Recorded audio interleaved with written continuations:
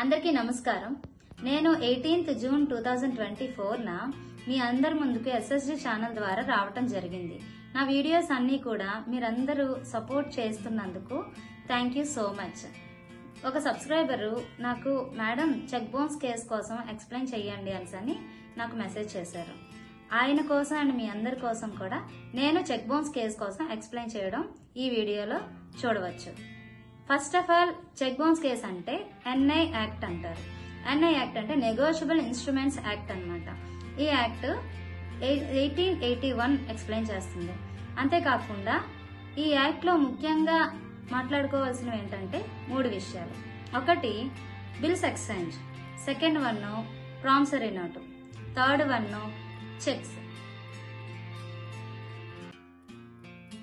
అందరికీ నమస్కారం. నేను 18th జూన్ 2024న